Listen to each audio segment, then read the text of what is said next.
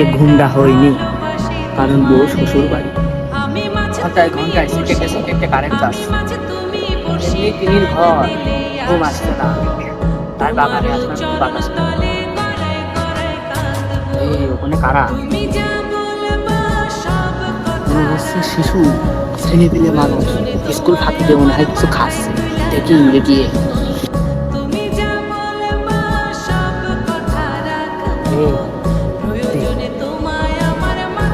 কি দেবো? কি আমি যা ভাবছি তাই?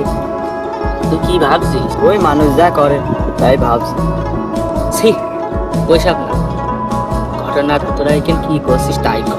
হ্যাঁ, কিছু করতে আসিনি, এমনি বসে বসে মজা করছি। আরে না, ক আমার কাছে সমস্যা নেই। নিশ্চয়ই স্কুল ফাঁকি দিয়েছিস। না না, আমার